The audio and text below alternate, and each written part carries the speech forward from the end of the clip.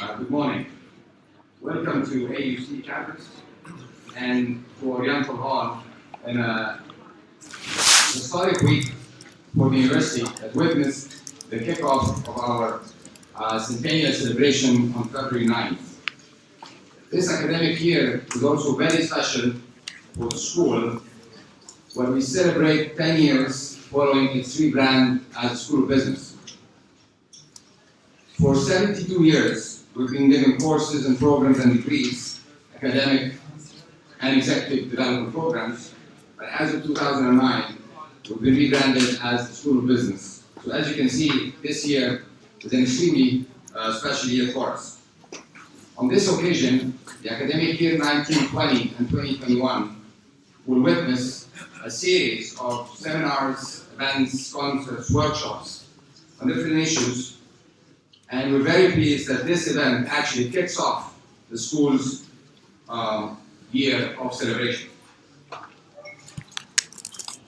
Today's event covers an extremely important topic: access to finance for SMEs, and we're going to hear from the many authorities in the field in a panel discussion that will start in a few minutes.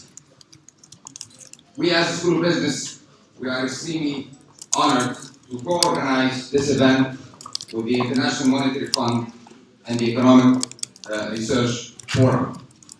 The title of the event, the complete title of the event, is Financial Inclusion of Small and Medium-Sized Enterprises in the Middle East and Central Asia.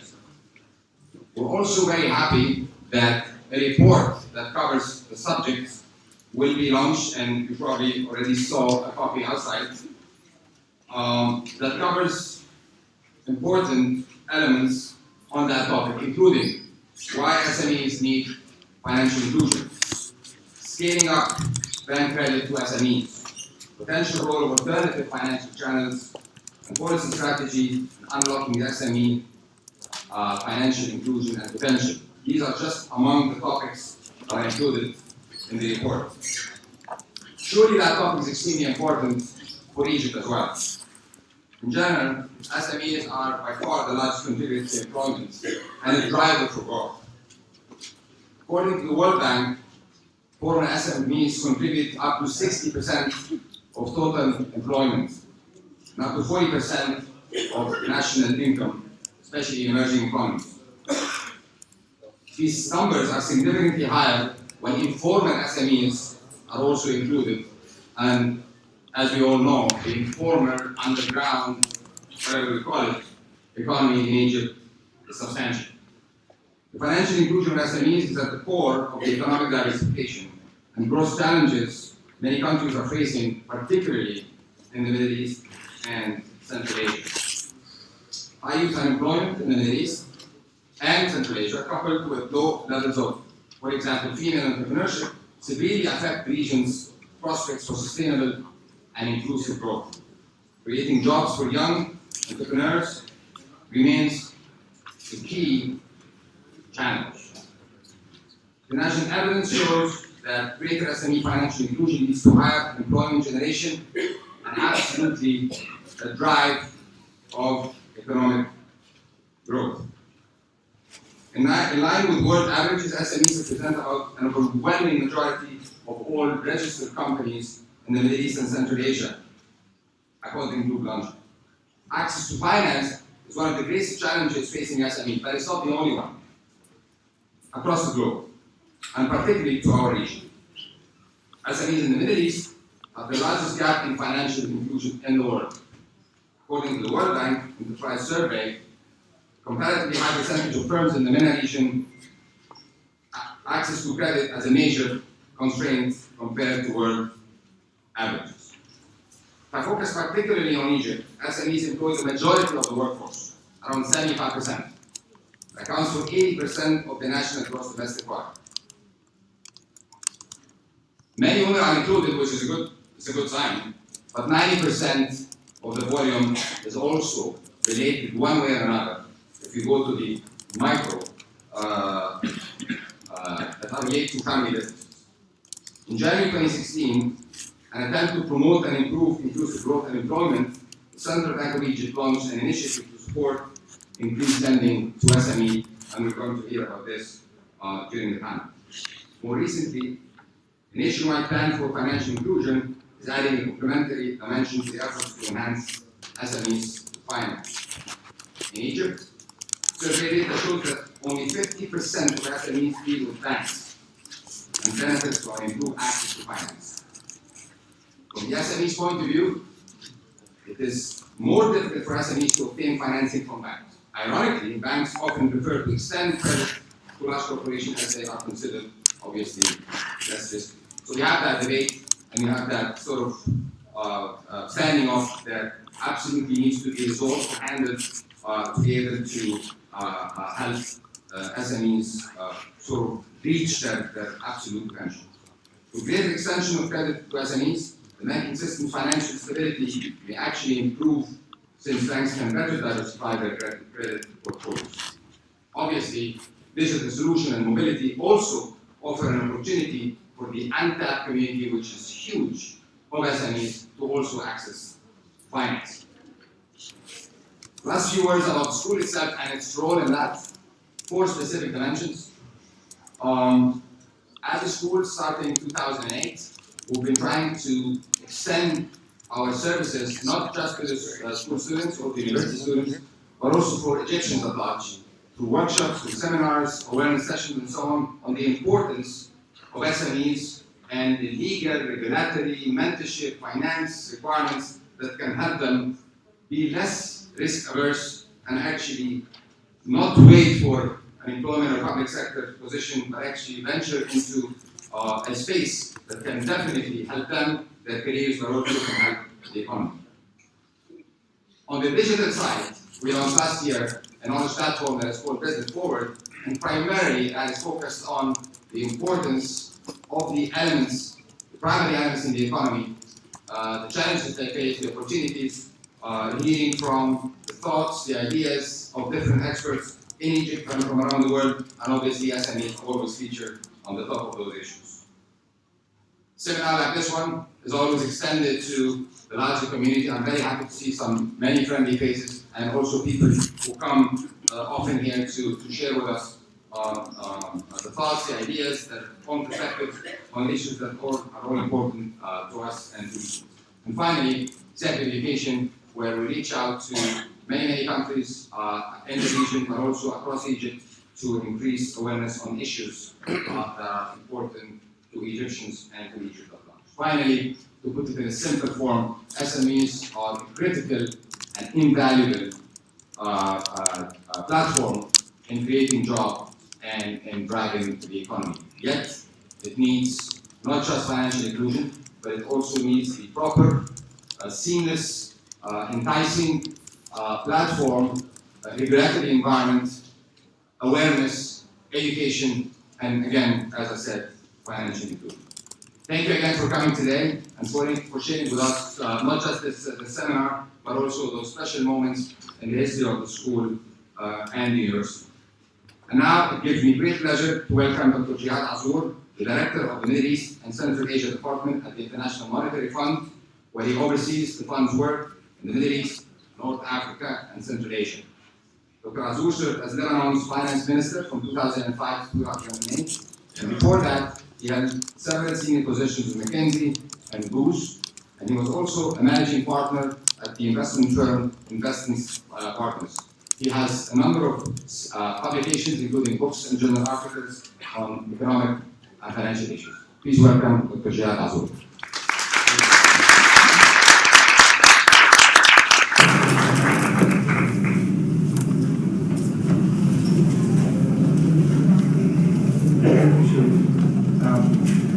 صباح الخير. اسمحوا لي في البداية أن أعبر عن شكري وامتناني للدعوة اليوم في الجامعة الأمريكية في كايرو مناسبة طيبة لأزور مصر، مصر العزيزة على كل عربي، ومناسبة طيبة أيضا لتهنئة الجامعة على دعوتها الأولى، وكذلك الأمر على العيد العاشر لكايرو AUC Cairo. Let me now move to English to introduce why we are here and what we are trying to achieve and why this topic is important. And for that, I would like to thank our two partners, the Economic Research Forum, Dr. Al-Badawi, and also the Business School here for co-organizing this event and give us the opportunity to dialogue around an important topic. Why this topic is important? Because as you will see in a few minutes, this is one of the key dimensions to create jobs in the region. It's clear when you look at the key drivers for growth, you see that access to finance is one of them. And for the region that has a good banking system, well regulated, well capitalized, 100 capital, it's shocking when you see the numbers of how SMEs have access to those resources to create jobs. SMEs that represent on average between 80 to 100% of the economy and employs at least half of the working force in the private sector. And why access to finance to SMEs in the region, with all that I said, is much lower than what it is in other emerging economies. And therefore, it's an important topic that for us as an IMF, we put it as one of our priorities since at least last year when we launched our initiative for inclusive growth in the region in conference that we did in Marrakesh. And it was obvious to us that addressing some of the key enablers of the growth like financial inclusion would have tremendous impact on growth and on job creation. And the question why the fund is to work on these issues, because it appeared very clearly that because of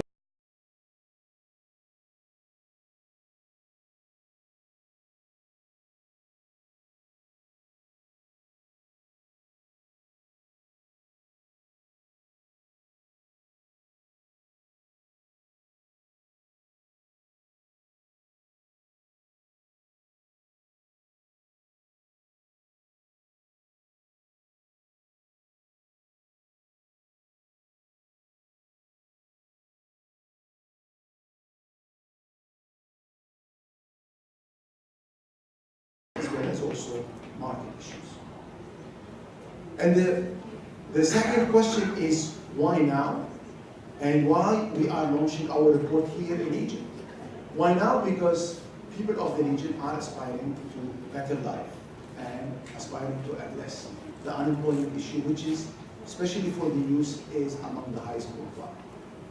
Why now? Because in the next 5 years, we need to create between 24 to 25 million new job opportunities in order to provide access to market for those who are coming into the labor market and to stabilize the level of unemployment, which is still relatively high.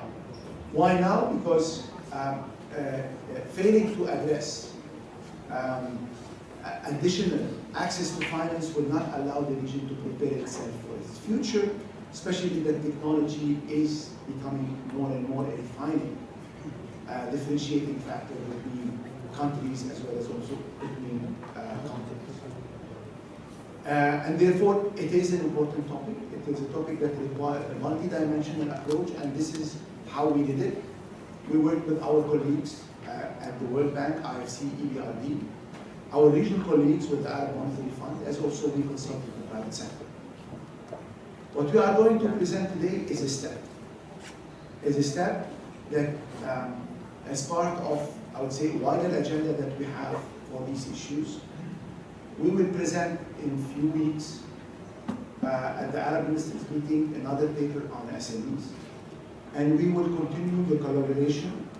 We had earlier this week a high-level closed-door meeting with ministers and governors of the meeting from the region to see from the policy-making level what can be done in order to address address some of the issues that are preventing SMEs to get greater access to finance. Why in Egypt? Because Egypt is the largest economy in the region, is a vibrant economy with a lot of talents, an economy that over the last 2-3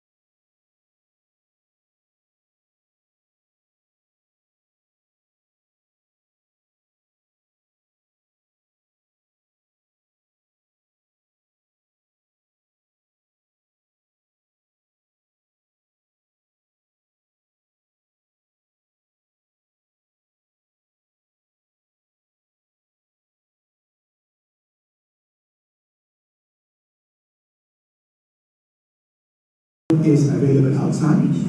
And then we have a group of distinguished policymakers, people who are on the ground trying to make a difference. And this opportunity is to exchange with you.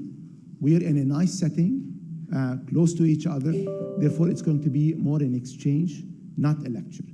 The speakers will give few introductory remarks, and then we open the discussion. Hopefully, it is an opportunity for all of us to hear different perspectives and to see what are the key issues for us going forward on this agenda. Without any further ado, I will pass the floor to Nicolas, who I think has a presentation, and then the panelists will join me here at the stage in order to have 1 hour or more of a discussion. Once again, thank you very much for hosting us, but Valerie, thank you very much for partnering with us. It's a great pleasure to be here in Cairo this morning. Thank you.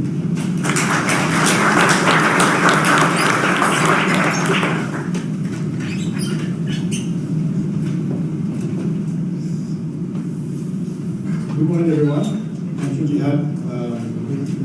I'm very pleased to present to you the results of the paper that is outside, as you saw.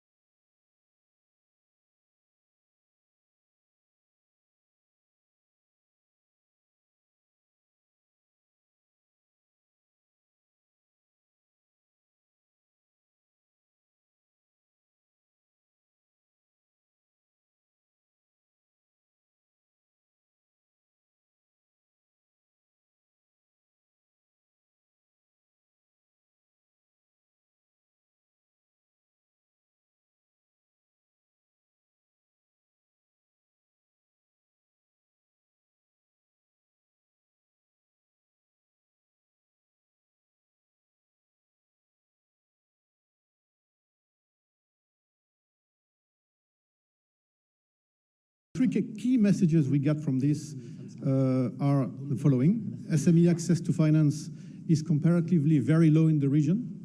That's one. Second, improving that situation can have important, multiple, and substantial benefits for the economies in the region, both in terms of economic growth, but also, as we already said, in terms of job creation.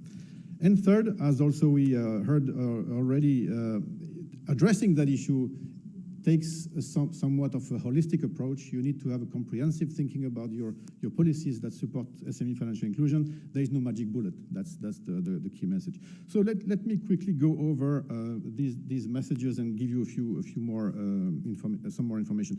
So as we said, in all countries, SMEs are sort of the backbone of economic growth, backbone of job creation. As we also said, in the region, SMEs represent more than 95% of the private sector, companies in the private sector. They also employ more than half of the workers in the private sector. Now, if you compare those numbers to the share of credit that goes to SMEs as a share of total bank credit, this level is 7%. Now, this 7% is one of the lowest in the world. And if you look at this chart, which summarizes this, you see that the region is the lowest compared to Asia, which is 16%, the highest, but also Europe and Latin America. So we have that contrast, we have that gap, which we called in the paper the SME Financial Inclusion Gap. So why is it important to address that gap, which goes to the sort of the macro relevance of it, which we already started to address? Again, we do some calculations based on the data we have, looking at both macro data, micro level data, and a bunch of other approaches we use. And we find a few important numbers. One is that closing that SME financial inclusion gap could help increase the level of economic growth by up to 1% annually for countries in the region. 1% is the maximum, but on average we find that between 0.3, 0.5 of growth per year is the average level in the region, so it's significant. Same in terms of job creation, we do also the same equivalent calculations, and we find that closing that gap in the region, that financial inclusion gap, could over time help create about 15 million new jobs in the region, which is again a very significant number. We also look a little bit more closely at some other implications of closing the gap, and one of them is that if indeed the region comes to a level which is comparable to other regions in terms of SME access to finance, this would also help improve the effectiveness of macroeconomic policies. So, for example, fiscal policy, tax collection. We show in the paper that having more of financial inclusion of SMEs would help tax collection, so the effectiveness of fiscal. Similarly, monetary policy, we find, you can see in the paper also, we find that increasing financial inclusion for SMEs help improve the transmission of monetary policies, so the capacity of central banks to control inflation, basically. So these are all other benefits of improving the gap. So the benefits are clear and important. So the next question is, what do we do about it? What are the key policy approaches to use to address that gap? So as Jihad was saying, one of our key conclusions in the paper, as I already said also, there is no magic bullet. You need to think about those policies in a sort of holistic way. And we look at many variables that explain bank credit to SMEs. We do a lot of simulations and calculations. Out of this, we isolate a few key building blocks or set of policies that we think are key to make progress. One, it has to do with establishing sound economic fundamentals and sound financial sectors. So again, macro stability is a key driver of SME finance. Price stability is a key determinant. Public sector size also comes up very much as a driver of SME credit.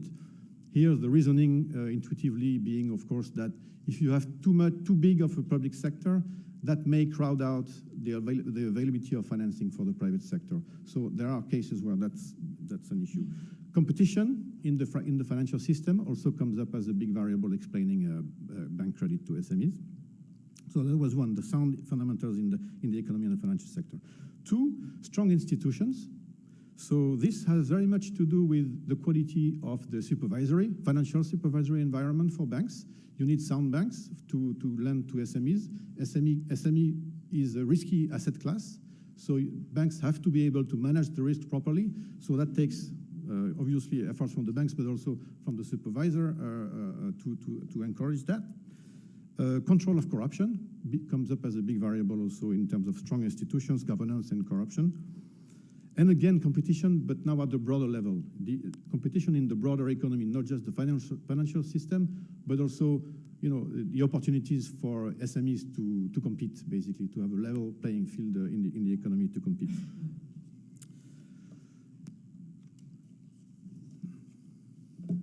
So, just to conclude on this holistic approach concept, in the MENAP region, we provide a lot of information also that shows that in some of these key dimensions, the region lags other regions in some of these areas. I won't go over all of these, it's detailed in the paper, but for example, the size of the public sector is sometimes an issue in the region. The strength of legal rights, which has to do with the business environment, which is also important, is also an issue at times, and that includes also the availability of credit information. Banks need to have information about the borrowers, and that's also, sometimes an issue in the region. And then competition also, and again, level playing field for firms to compete is an issue in the region in particular.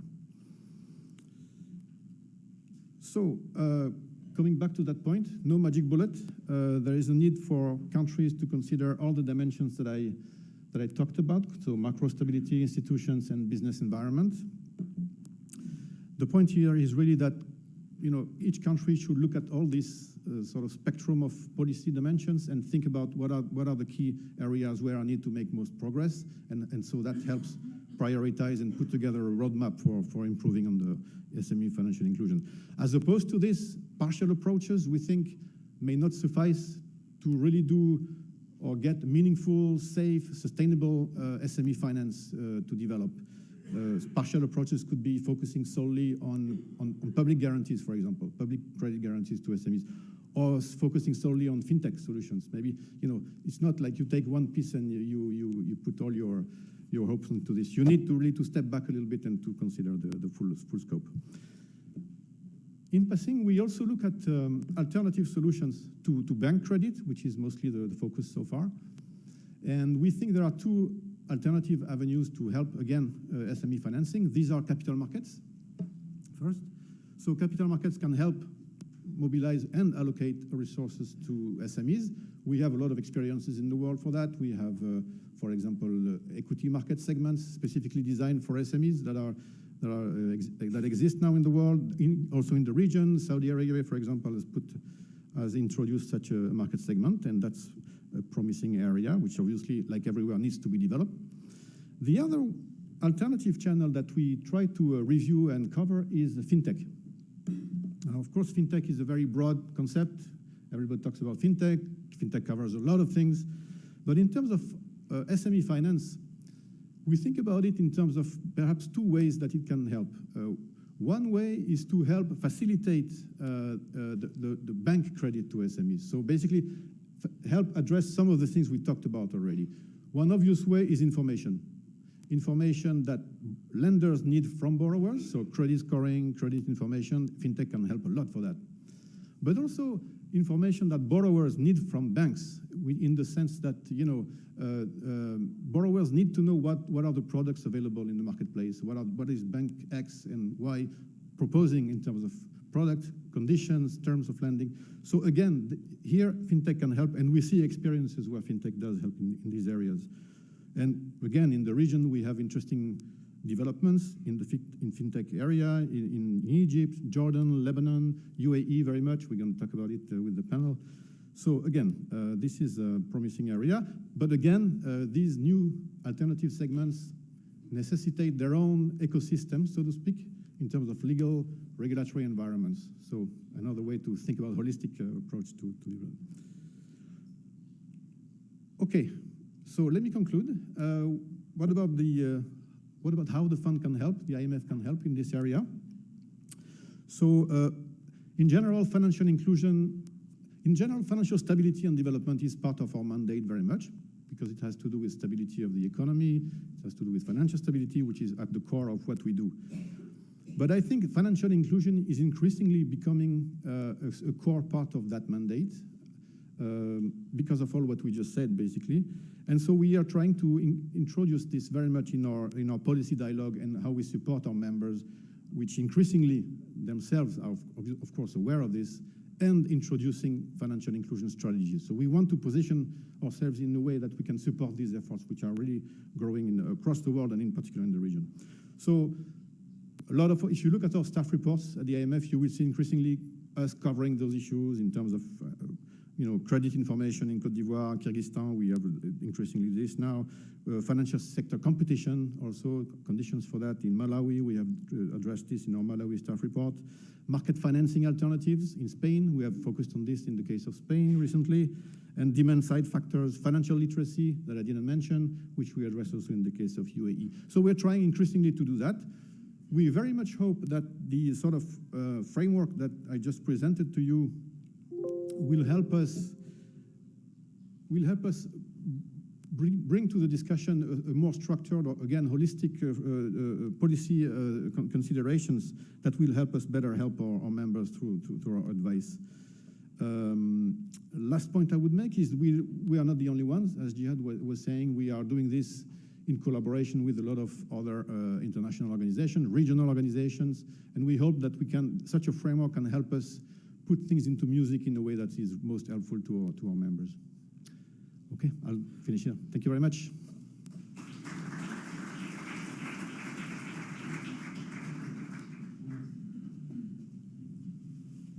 Thank you very much, Nicolas. Now it's time to debate. Let me call on Vice Governor Gamal Nagem. Vice Governor Gamal Nagem is very well known here, of course, especially in the financial community. He was chairman of the Arab International Bank and also vice chairman of the Egyptian Banking Institute and the board member of the FSA of Egypt. The second speaker is Dr. Ibrahim al-Badawi. Dr. Ibrahim al-Badawi, you all know, is the managing director of the Economic Research Forum, and I would like to congratulate him for the 25th anniversary of the ERF. Lead economist on development at the World Bank and a lot of research on those issues. He published many policy papers and interesting research document. The third speaker is Holger Wiefel. I would like to welcome you here in Egypt. I know that you recently joined from Central Asia. EBRD is very active here in this area, and Holger come with a wealth of experience from Central Asia that the paper covers, but I think there are, I'm sure, several interesting takeaways from your experience that can be shared with countries of the region. Now I would like to call on Sam Kawasmi. Sam is a co-CEO and co-founder of Eureka. And Eureka is a crowdfunding platform in UAE.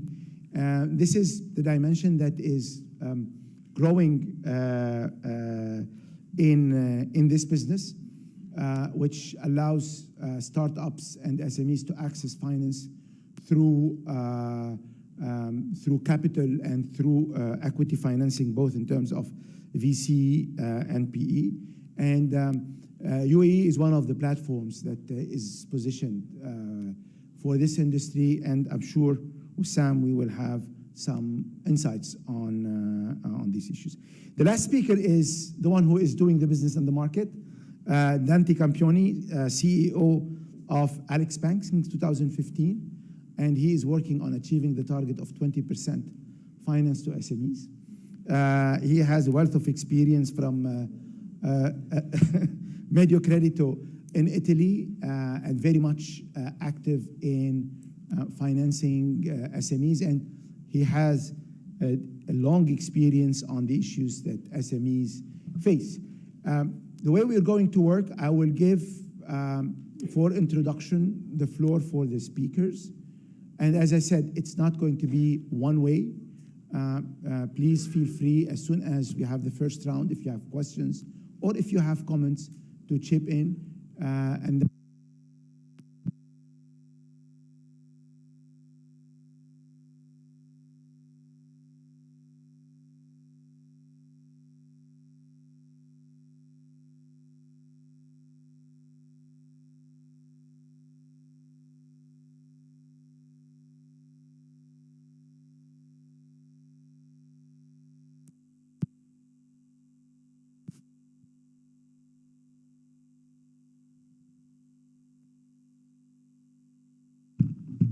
أنا مش سامعاه.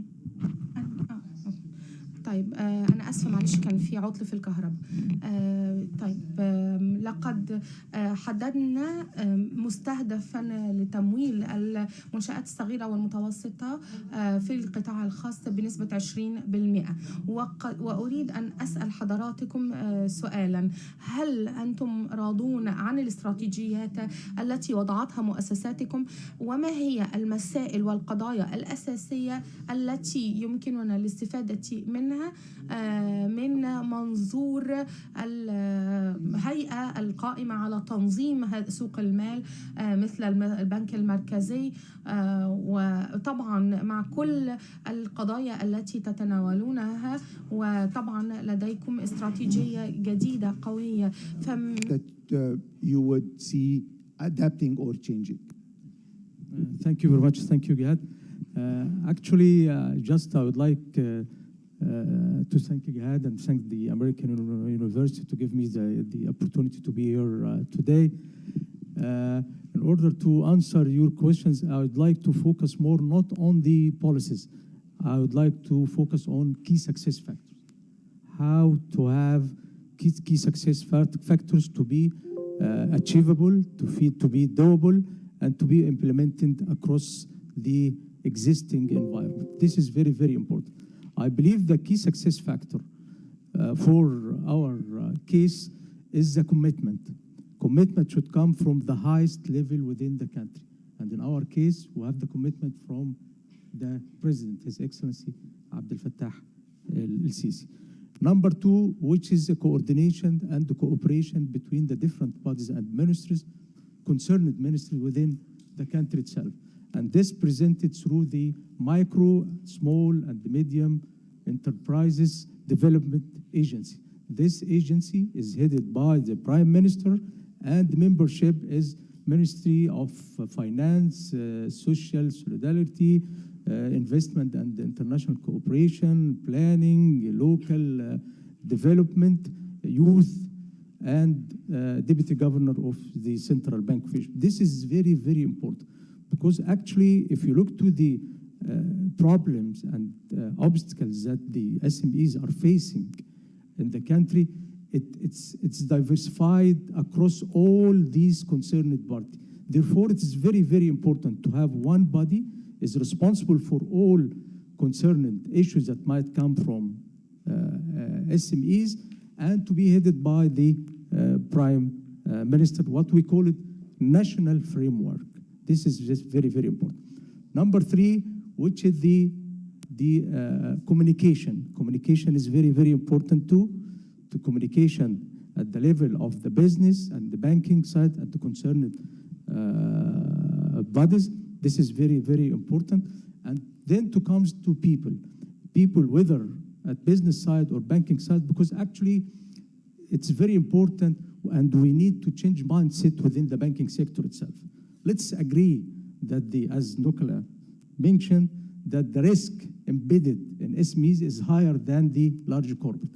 And the capacity to absorb shocks when the crisis happened for the large corporate is better than the small enterprise.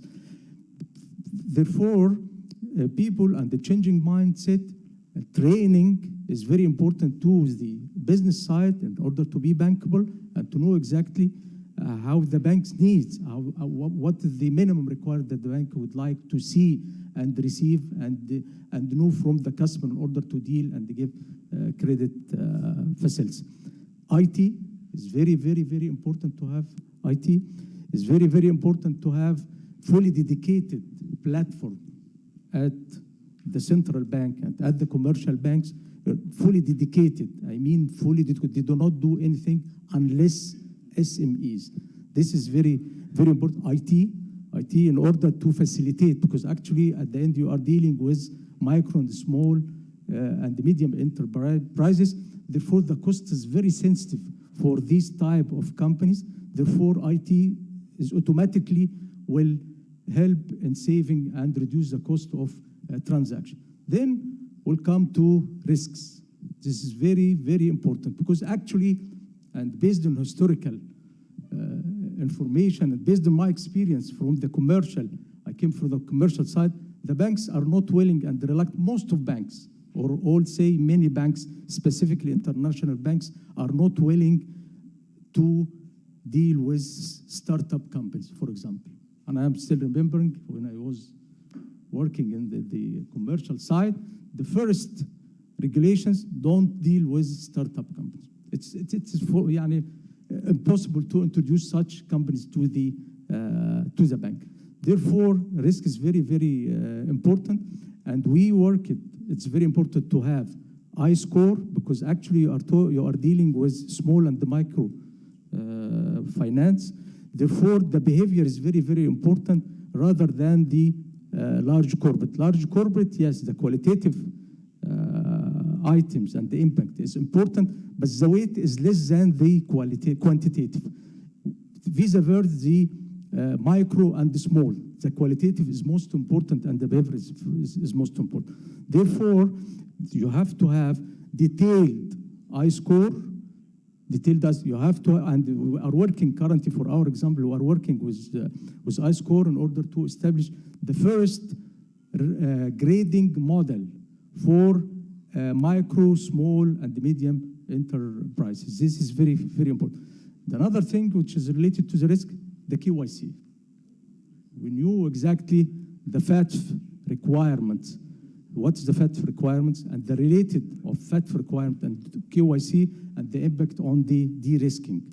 We all knew that the KYC and the small and the medium enterprises, this is the weaknesses point in banks dealing with such segment for in front of the FATF requirement. Therefore, you have to make sort of strike balance between the requirement of FATF and between the business need. In our case, we designed simplified KYC, which is help in order to helping a lot for banks to deal with micro and small and medium. More and above, the guarantee company, I mean credit guarantee company is very, very important in order to encourage banks to deal with this segment. And we have established a company here. And in order to support the company, we give guarantee for 2 billion Egyptian pounds in order to leverage on it and deal with this segment. And because actually at the end, from the commercial bank perspective, it's cost benefits. If I'm sitting on a bank and I see this business will not benefit and that will be costly than the benefits, I will never introduce this business. Let's agree. Therefore, at the end, it's cost-benefit methodology. And for that, we support this company with a guarantee, sovereign guarantee, and by doing so, the banks reduced their cost of capital significantly to be zero, and the cost of credit to be zero also too. If we, in a simple way, calculated the cost of these two risks on the bank, you are talking about almost 6.13. Therefore, by doing so, we offered additional profit and the spread for the bank of 6% in order to encourage the banks to introduce such business. This is the key success factor, and it's important to work on building capacity. Building capacity within the SMEs unit within the banking sector. This is very, very important. And we are working currently with Frankfurt School of Business for mandatory certificates for people are working within the SMEs unit, and this certificate to be renewed in order to ensure continuous learning and skills development. Thank you very much, Gamal. It's very interesting. You have outlined, I would say, the key basic principles, commitment and clear vision, coordination among institutions, which I think also our research showed that lack of coordination is always one of the issue, and you position it at a very high level. Communication as an important element in order to explain and promote technology and the role of technology in leapfrogging access to finance, and risk management, risk mitigation, and over and above all of these factors is to have bankable case, which is how to make a real business case. Let me now move to a second, I would say, institutional player, which is development institutions or international organizations. EBRD is one of them, with IFC and others, who play a role in deepening the market and allowing the private sector, especially at the small and medium level, to have greater access to funding. Holger is new to Egypt, of course, but has a strong experience in another area that is also interesting, which is Central Asia, that has similarity with some of the countries of the region, moving from planned economy to more market economy, countries in transition in terms of size and geographies. Holger, what I would like to get from you is, you as EBRD, who has already here some mileage and accelerated the support to SMEs, and based also on your experience, how do you see, those numbers that Nicolas showed us earlier in the presentation, can in 2-3 years change to the upside? What can be done? And who should come into play in order to achieve this objective of moving the level of access to finance to SMEs by at least a couple of %, and see this in a more sustainable way?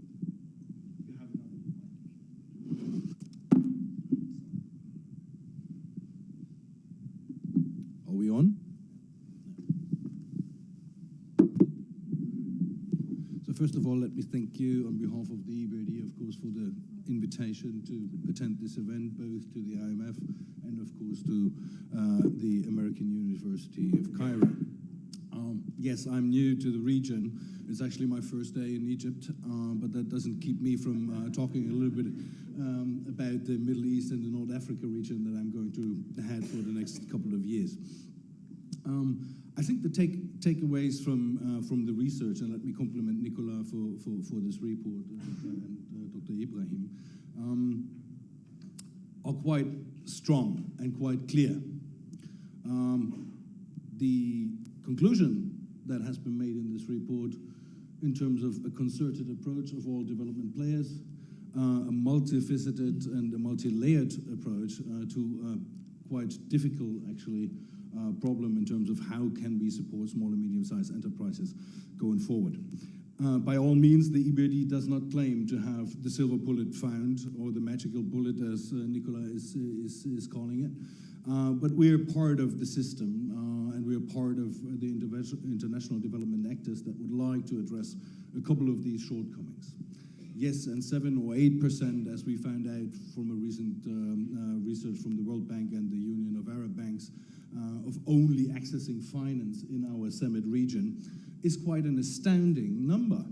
In particular, that we see that the commercial banking sector is quite afloat, is quite stable, is actually more sophisticated than in a region where I'm coming from, in Central Asia.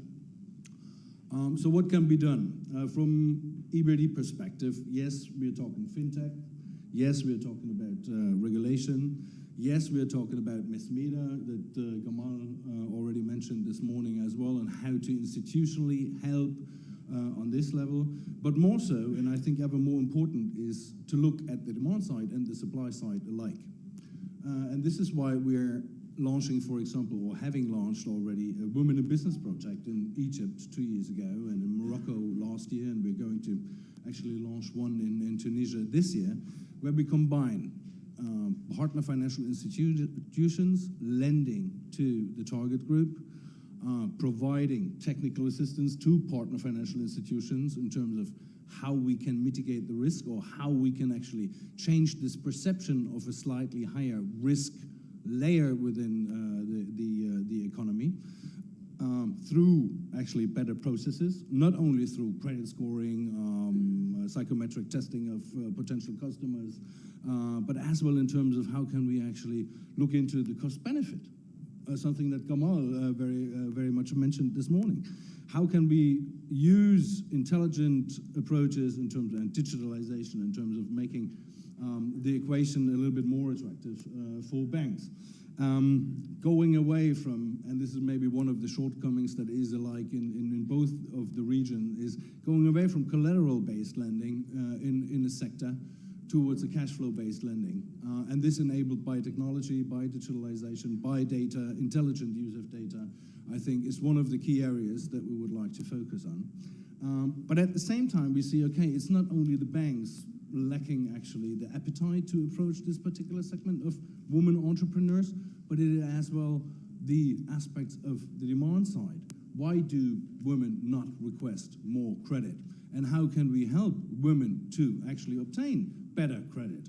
And I do believe there we have found a fantastic solution in terms of our advisory services that we are actually offering in all of our summit countries of operation. And I would like to introduce to you Reem El Sadi, who is sitting there in the back of the room. She's running our national program when it comes to advice for small businesses.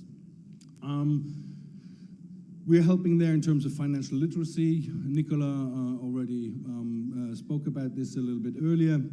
But we help as well associations in terms of how we can actually transmit more of this knowledge in terms of how to run a business, how to start a business. Another very interesting program that we are launching, or launched actually last December here in Egypt, in Cairo, is the youth employment.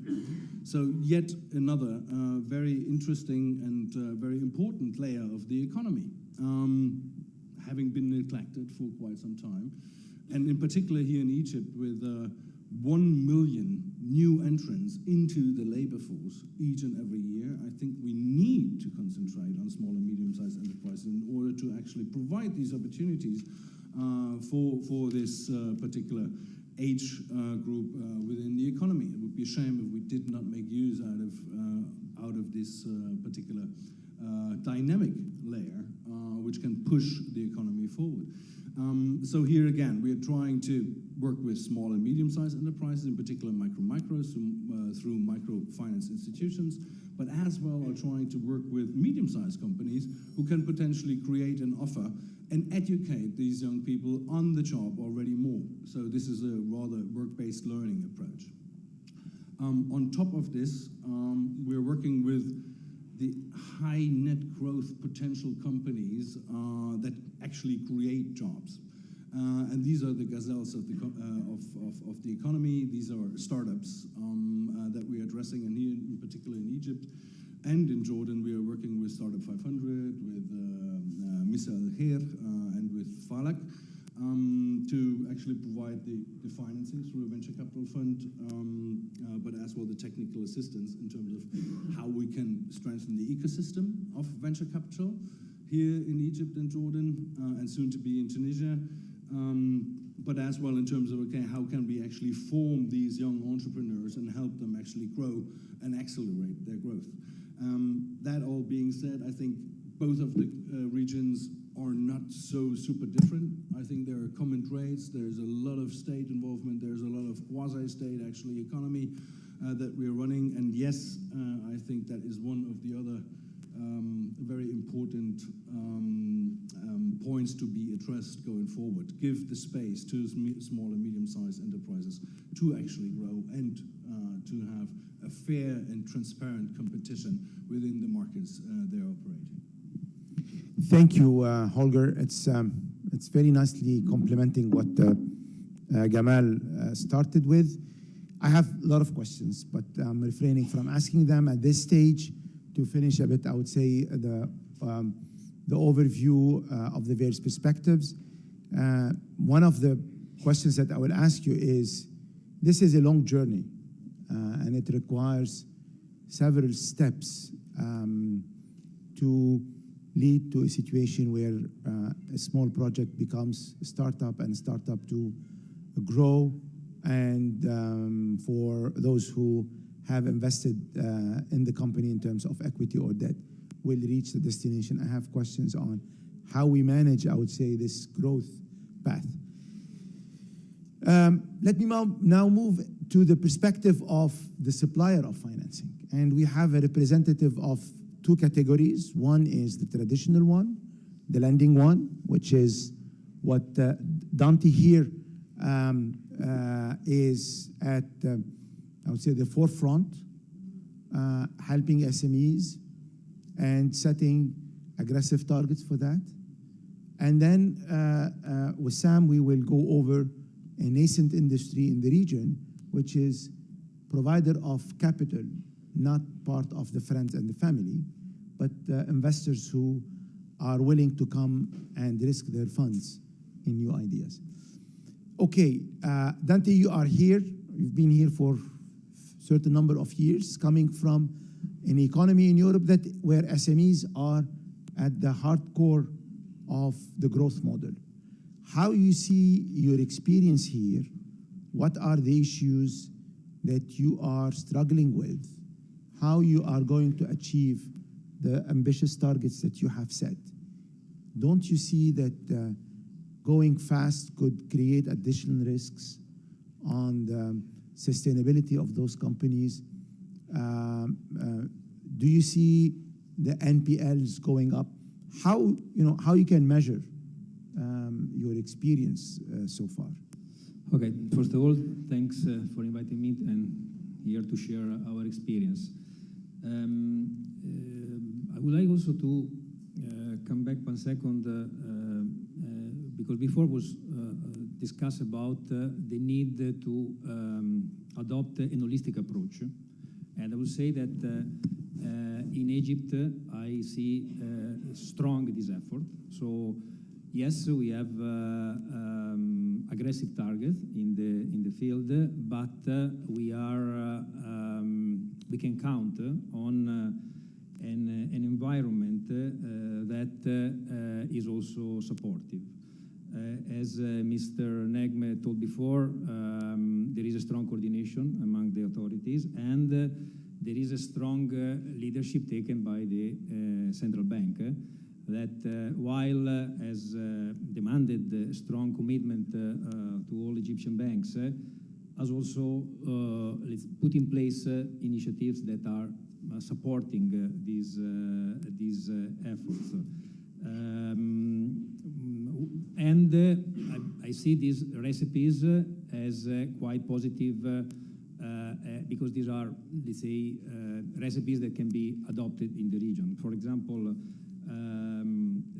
one of all over the world, there are subsidized lending schemes for SMEs. And this was done in Egypt.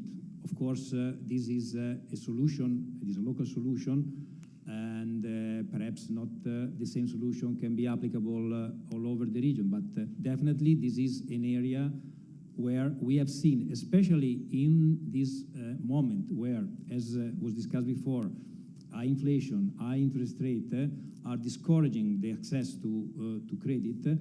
The fact that for SMEs there were available subsidized lending scheme, this has, let's say, allowed to maintain appetite in credit demand that definitely is not there in the corporate side. So this is something that definitely has helped. I believe also that this has been done grading also the impact based on the size of the companies, because for sure the support is stronger for small companies and become, let's say, more selective for bigger companies still in the field of SMEs, but for example, dedicated specifically to investments to increase productivity, and of course also job creation. So this is definitely one of the recipes that has been done. We said that SMEs is a risky business, yes, and another important part of the puzzle was the decisive strength of iScore. iScore is the local, basically the local credit bureau, and what we have seen is that the quality of and the quantity of the information that are provided to banks has improved dramatically, is improving dramatically. For example, through the this credit bureau, we also can receive the aggregate credit position that is provided by the central bank. There are a lot of information that for us are extremely important to, let's say, analyze the risk profile of the borrower. What is extremely important is that also technology is applied here, so we are and will be more and more able to receive this data through electronic flows that can feed directly our system, and this will speed up the decision process. One of the key elements to attract, because our problem is to become and to result attractive to customers.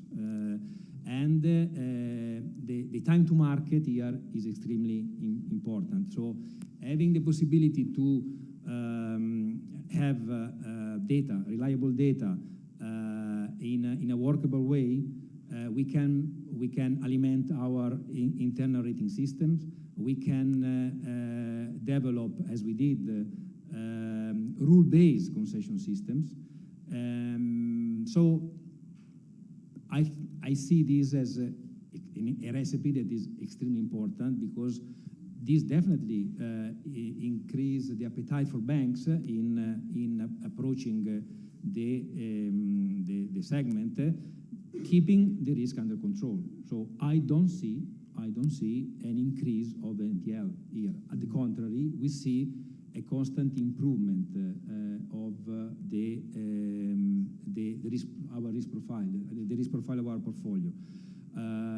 This is based on let's say, a decent capability to analyze risks, also a good attitude of borrowers in this country. So I see this as positive. What is still missing, in my opinion, is still missing the availability of reliable balance sheet. So iScore, in my view, or whatever, any credit bureau should also become able to receive the balance sheet of SMEs according possibly to format that can be electronically used. And for example, in Egypt, where we have the so-called approved auditors, this is something that could be done directly by them, taking the responsibility for this, and this would make available immediately the data, more reliable data, that can be worked electronically. So also here we could create a possibility to have to speed up dramatically the decision process in the credit. But since we are talking about the environment, what are the elements?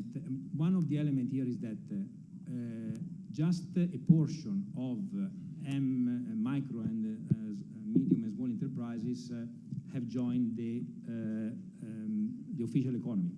There is still a big gray area, and here mostly, I believe, I may be wrong, but I believe that is due to the will not to be totally transparent with the tax authority.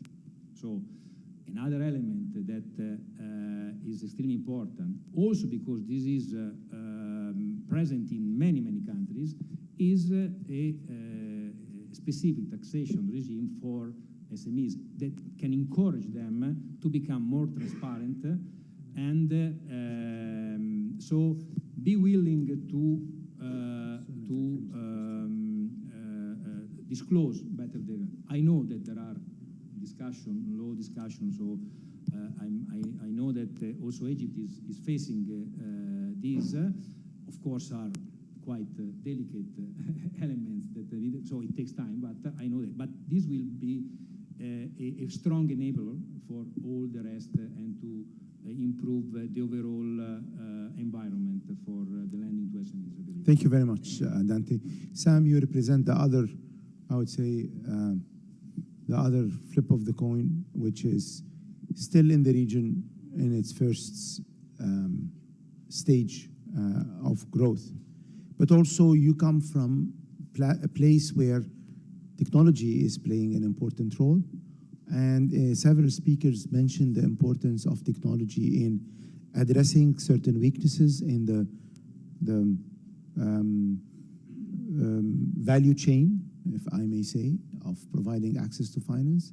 And technology is also offers new space for growth and helping companies to develop and grow.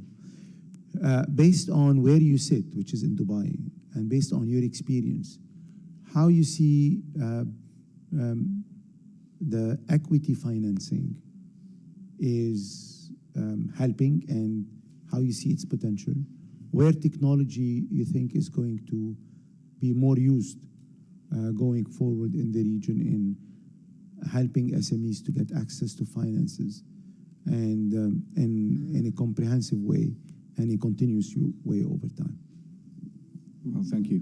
I'm not sure many of you are familiar with Eureka, and that is EURECA, Eureka.com. So I'm the co-CEO, co-founder of Eureka.com, and what we do, we are an equity crowdfunding platform. Now, this is a relatively new term, specifically in the Middle East and in emerging markets.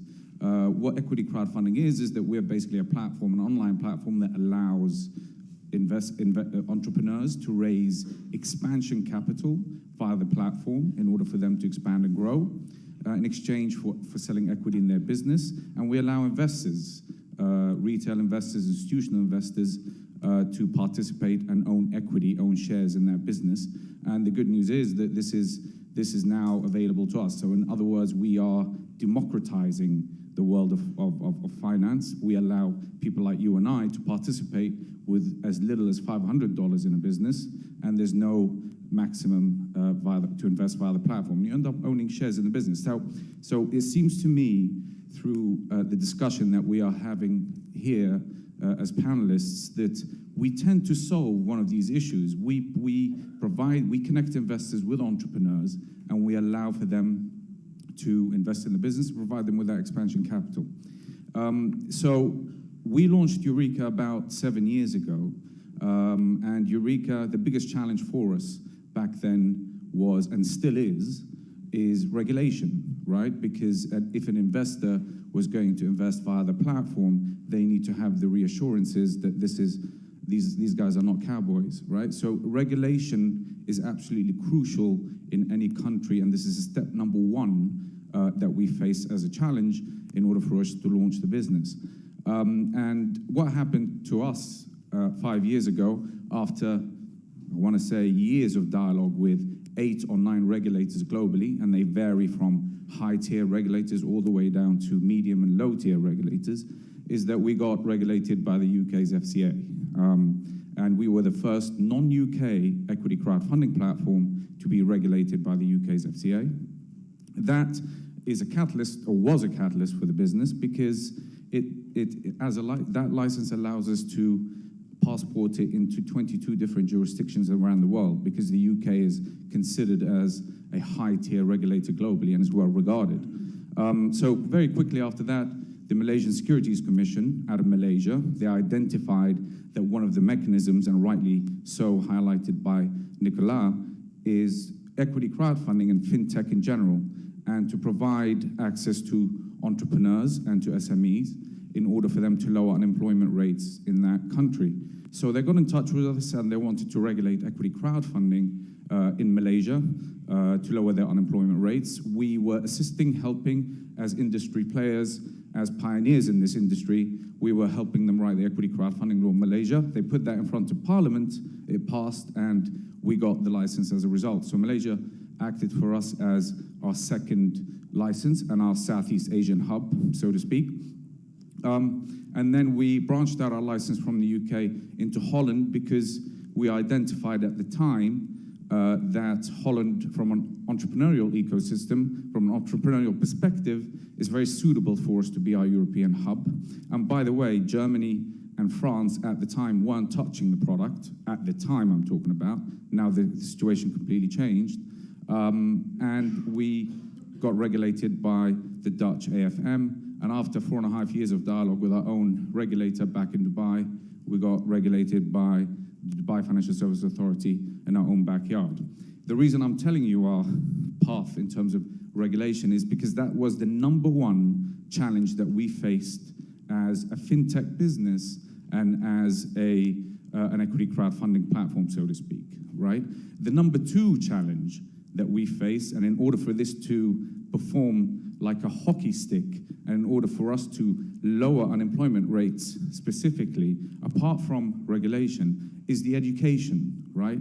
We get about 30 applications a day via the platform that are wanting finance, that are wanting to raise capital, but they haven't got a clue on what is required from them in order for them to go through that process of capitalization. They have no idea. I mean, think of these business owners that are just outside campus here.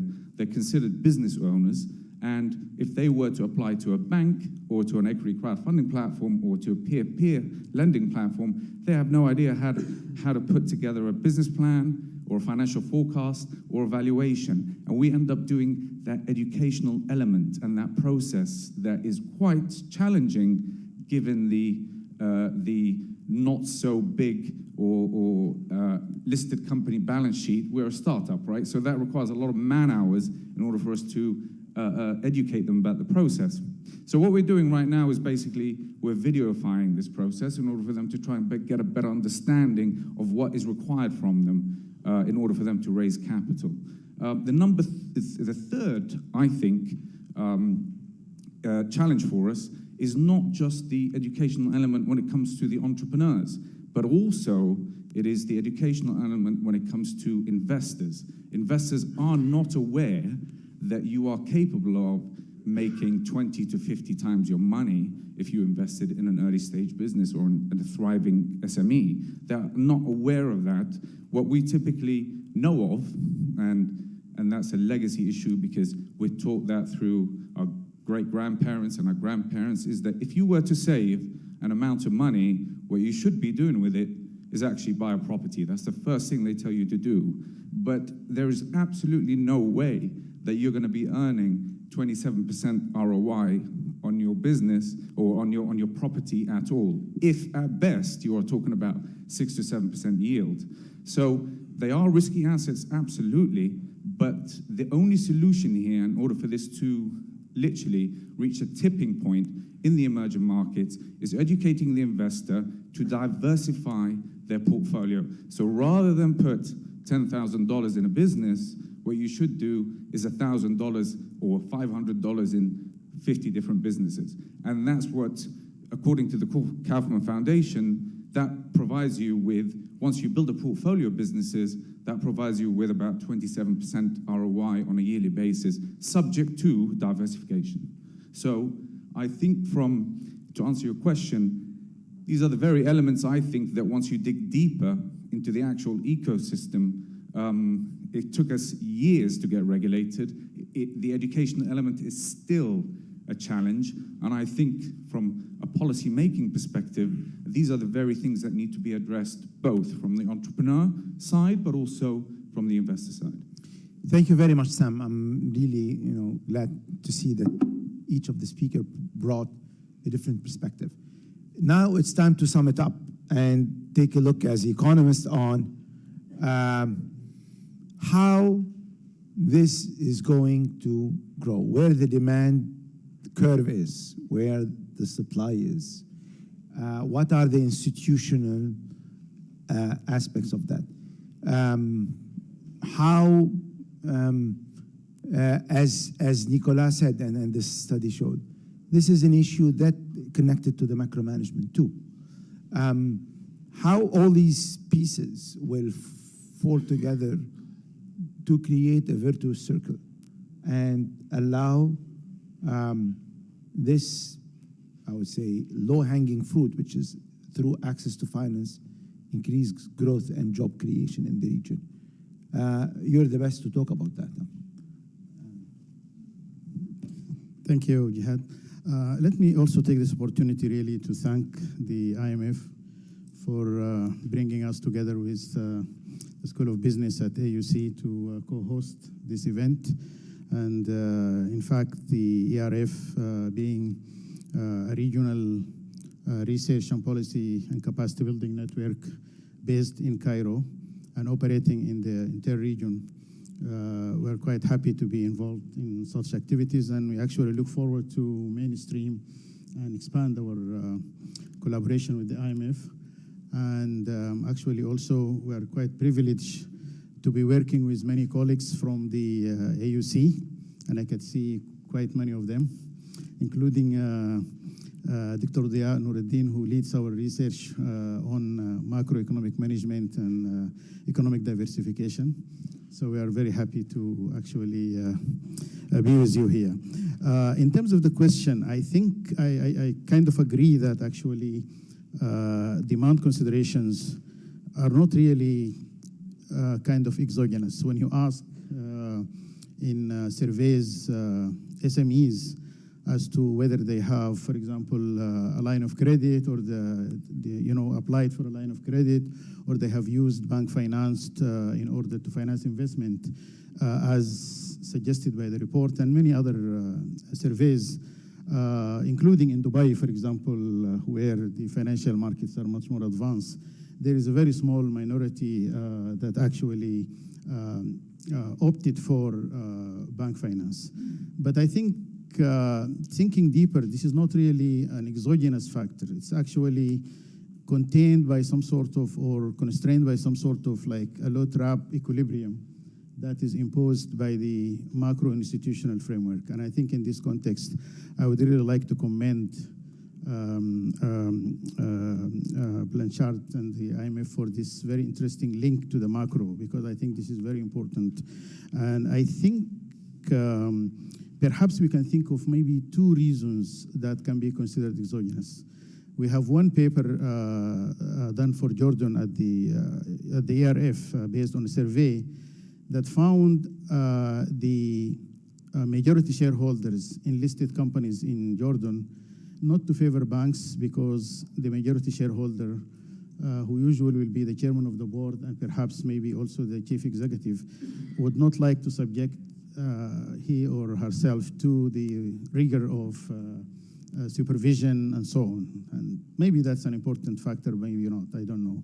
The other factor perhaps relates to issues intrinsic to the companies themselves, especially family-owned SMEs. There is no succession plan, for example, and they need capacity building in order to start to think, long-term. But I would like to focus really on the macro perspective. I think most of our countries are characterized by fiscal dominance. Monetary policy is characterized by fiscal dominance. And this actually produces two adverse macro institutional conditions. One of them is high interest rate that makes cost for the SMEs particularly difficult, because their capacity to respond to high interest rate and to pay is not, and so they favor retained saving as an insurance system, internal insurance system. I think the other factor, especially for SMEs that are export-oriented, is the tendency for exchange rate to become overvalued in the context of the fiscal dominance macroeconomic framework. So I think these are two factors that are very important. And I think perhaps maybe in places, in countries like Egypt, moving towards inflation targeting would be a very important enabling macroeconomic policy in order to rationalize the interest rate and also to ensure that inflation is kept in check so that real exchange rates are competitive for the SME exporting. I think the other macro institutional factor really is the proneness of our economies to external shocks, given the direct and indirect influence of the commodity prices, especially oil, makes actually these economies very susceptible to shocks. And of course, as has already been pointed out, SMEs do not really have access to hedging instruments, and so that makes them particularly vulnerable to these shocks. I think perhaps maybe more or less these are the main factors, but one factor that is particularly important for GCC is that most of the SMEs are owned by residents or de facto owned.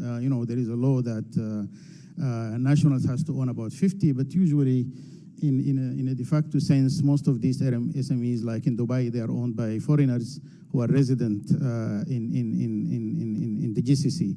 But they do not have access to government-funded or government-sponsored grantees. And that created a very serious mismatch where those who are in most need of government grantees are not eligible for it. And I don't know whether this issue was resolved or not, but this was based on a survey in 2009, the fairest firm-level survey done in the GCC for Dubai firms, and this was found to be one of the most important impediments to access to finance. Thank you very much. Well, I have a lot of questions, but I would like to open the floor for questions or comments, but I would greatly appreciate if they can be targeted, like the subsidies, and specific in order to allow majority of people to contribute. Yes. Yes, ma'am, please. I'm Could you Dalia introduce Abdel yourself and quick question or comment? Very quick. I'm Dalia Abdel I represent Arab Africa International Bank, and I have a piece of short news. It's a progress, actually. Lots of you talked about the knowledge gap that inhibits financial institutions from funding or empowering SMEs, entrepreneurs, micro-enterprises. Actually, the American University in Cairo and Mustadam, which is a platform for sustainable finance, are launching a very well-structured program, certified program, to empower financiers as venture capitalists or bankers in the Middle East to understand the business case of SMEs, microenterprises, and entrepreneurs. And it will start in 20 days.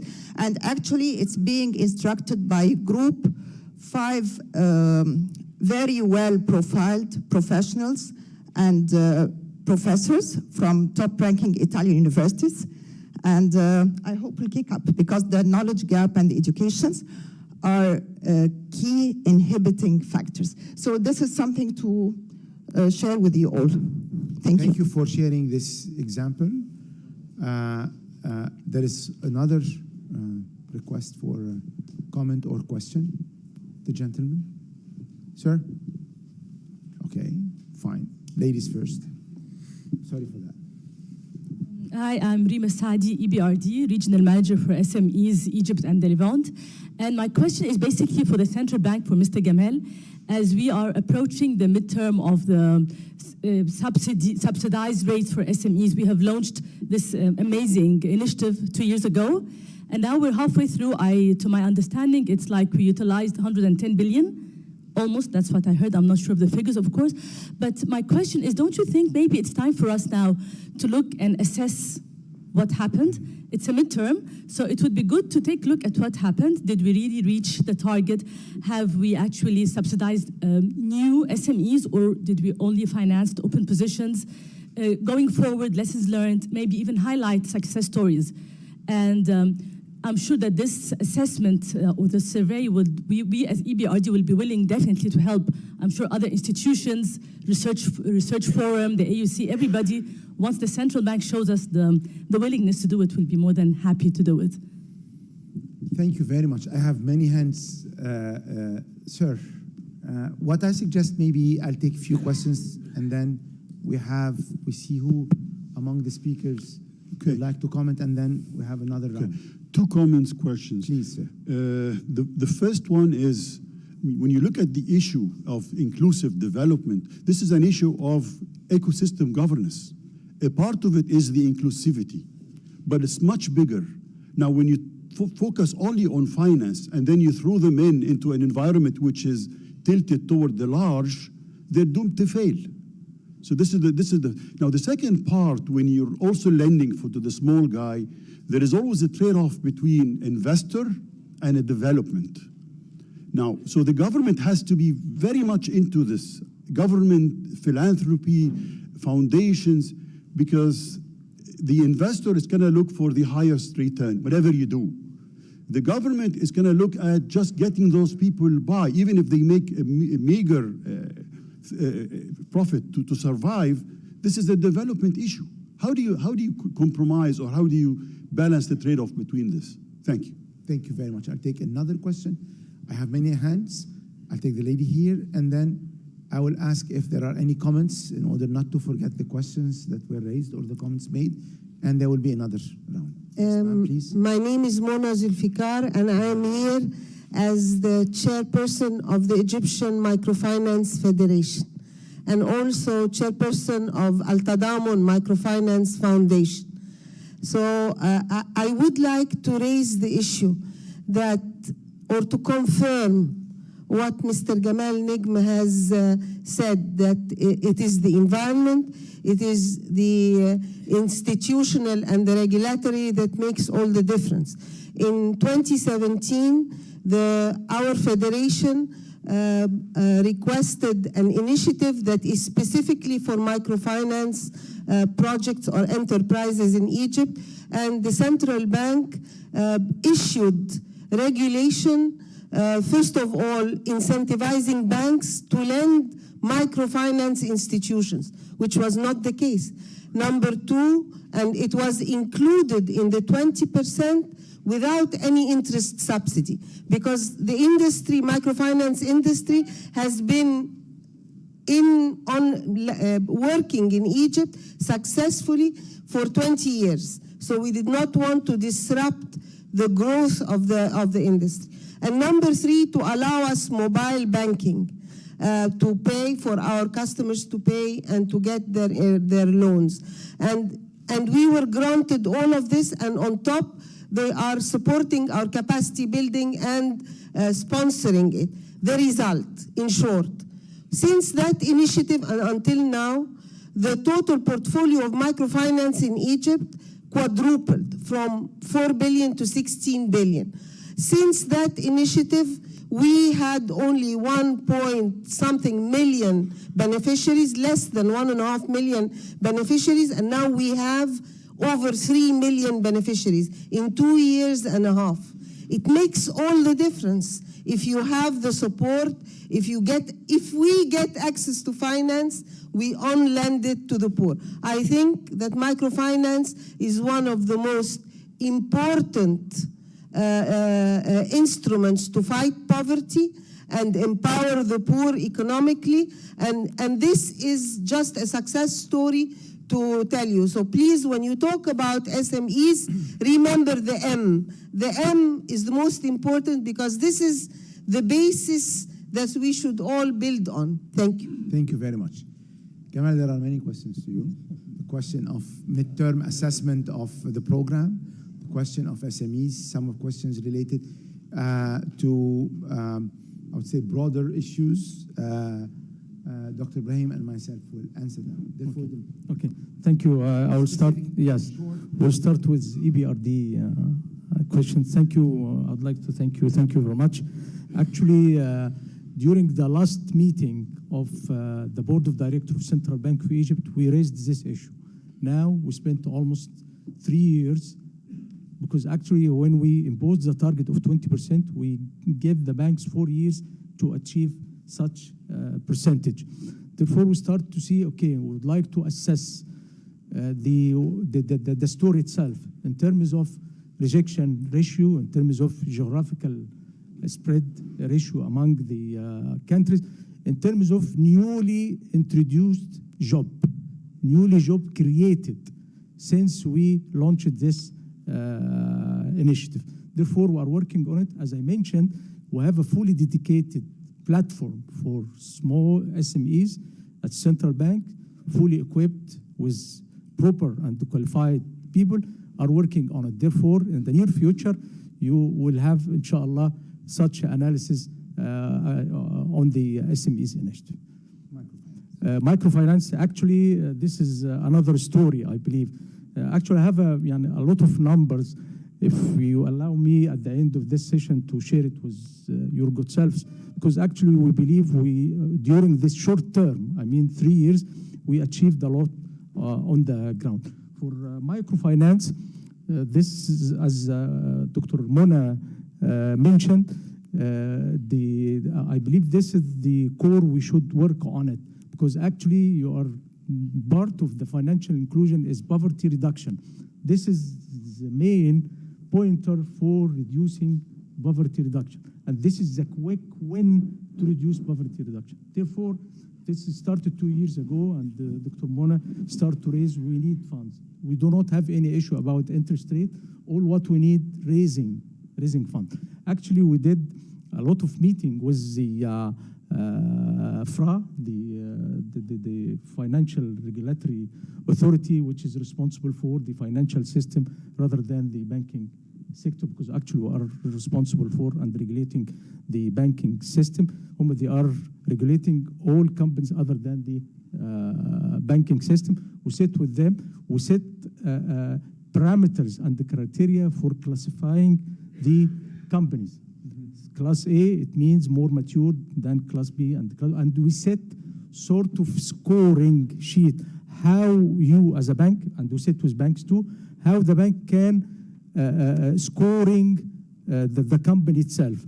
And to set certain criteria, minimum criteria to be taken into consideration when the bank rating the company. And since then, the bank start to have the appetite to deal with these companies. And as from the figures, what we are looking for too, we are looking for by 2022 to reach outstanding 30 billion and the number of benefits to increase to 10 billion. This is our dream and Dr. Mona dream for microfinance. Thank you. Thank you very much. Well, I concur with you. I think, and this is where this paper is trying to shed light, that it's not about only instruments. It's not about providing additional subsidies. It requires to have a broader objective and not to measure the outcome by how much we move the needle of loans to SMEs or finance to SMEs. It requires a broader framework of action, and it has to be also, or it will require that some of the macro impediments to be addressed. Dr. Ibrahim mentioned certain number of them. Failing to address those, definitely this will be an improvement, but this is not the ultimate solution. And the other message is moving from stating, I would say, the targets to the implementation would require to work on different tracks. One track is how we can increase the supply and create more demand. The other track is how we can use technology. And the third track is how we create the enabling environment, be it from macro policies, regulatory framework, institutional setup, transparency, and also by creating a playing field that allow all players to have the same access. Yes, please, Sam. because I heard a few remarks here, and I feel that I need to interject somehow. You want to play again? So with regards to the educational element that we were talking about here earlier, I just want to say that if we used the UK as a successful proxy in allowing SMEs to access capital through equity crowdfunding or otherwise, what they also did was they made it compulsory at university level, whether you are a medical student, a marketing major, or whatever it is, they made it compulsory at year 2 of university to go through the module of capitalization and what it requires to raise capital. So by the time they get to stage 4 or year 4, regardless of what they're majored in, they already aspire to start their own businesses because they understand that they can raise the money for it and start it themselves and create jobs, as opposed to aspire to go and get a job with Alex Bank, for example. And that does not create jobs at all. So that's exactly what they did from an educational element, okay? And as for the MSMEs, and I don't want to sound like I'm being critical here, but we do see this phenomena specifically out of Malaysia, where the previous government has created various bodies in order for them to finance smaller companies through lending, right? The issue happens later on in that, because every company has on average, I don't know if you know this, but Facebook raised money 17 times before it IPO'd. So at some point they will have to go to an equity player. And the equity player, because we see both sides of the coin, we're a platform, we see the investors, but we also see the entrepreneurs. The investor is not wanting to invest in a company that's got debt on its balance sheet, because it's widely understood, especially at such an early stage in that business, it's widely understood that they will take that cash and pay back the debt. The investor does not want to see that. The investor wants to see that $100,000 being put into expansion capital as opposed to pay debt back. And that hinders the ability for the companies to raise further funding from equity players in the future. So this is something that has to be considered from a policy-making perspective. Thank you, Sam. I have many hands. Sir, here in the first row, and then the ladies, the gentleman, and the lady. If you could. Thank you, sir. I must be brief because there are many people. I thank the School of Business and the IMF for this. 4 sort of telegraphic points. Number 1, I have never been happy with the SMEs term, which sounds a little bit like a SAP and all that. For me, as an economist, by the way, my name is Adil Bishai, professor of economics, who has been teaching for over half a century. The economics of the S is a world of difference from the economics of the M. And I will not go into details of that. Secondly, I am intrigued by always the small rather than the M. The M is one category, another category. The small, for that, as a professor, I'm a student all my life. I invite some of the very distinguished guests. I loved every word they said here. One day to visit a governorate in Egypt called Damietta. Damietta is a government based on small-scale enterprises where, although they are small, they function with, you get economies of scale because each one via tradition knows what to do and so on. And no wonder the BBC World News in 2009 said there is one spot on earth, we talk about unemployment, where there is full employment in that place. This is Damietta in Egypt. I have been familiar with Damietta for decades. Thirdly, when it comes to the small, is it really money that they need, or they need something that the School of Business teaches, like marketing before money? Let us ask them and learn from them. Fourthly, I admired what Sam said about the education element. We really need to see this small, which include mainly the micro, how they work and learn from them. Thank you. I stop here. Thank you very much for all the speakers and the School of Business. My name is Ali Al-Mahdi. I am professor of economics at Cairo University. Let me start by saying that micro and small enterprises, I'm not going to go into medium-sized that much. Their first priority is not finance. First priority is demand, having demand on their products, whether products or services. Second, the regulatory framework. Number three could be finance and could be other things as well. So microfinance is important, but it's not their top priority. They have been managing, growing, thriving, graduating without finance, micro or small. So this is the starting point. The second point is,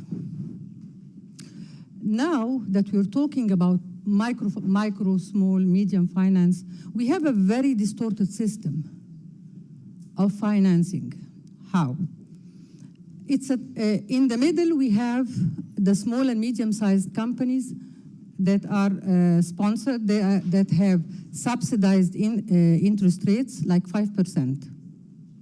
And then when you go down to the micro, when they borrow, they have to pay like 20% or higher. And the large companies pay like 21%. So we have a very strange system. Why do we need to subsidize? I mean, why is it important? First of all, the medium-sized enterprises do not represent more than 2% of all enterprises in Egypt. Nothing. It's a very small percentage in terms of number. In terms of value added, yes, they do add, but it's not that much. So the question is, why do we have such a distorted interest rate system that deals with the different categories of micro? You know what we lack really? The micro and small enterprises lack trust in the banking system. They are not allowed to it. So the main issue is access, not interest rate. Thank you very much. But let me clarify one point. You concluded by saying access. It's not about the subsidy. It's about improving access to finance. Some resort to different instruments, and in my intro I said, focusing on instruments doesn't solve the equation. It's the access and it's the broader set of reforms that are needed. The gentleman here, if you can be quick, and then I'll take another one, and I have to ask for some feedback from the panel. Thank you. My name is Dia Nuruddin, American University in Cairo and Economic Research Forum. We've seen the 7% figure, which I think is quite alarming. My general question is, how much of that figure is explained by the fact that the credit going to the private sector in general, large and small, is a meager part of extended credit in many countries in the Middle East. In Egypt, for one example, in the last 10 to 15 years, we've had only 20 to 25% going to the private sector, and the rest is going to the government.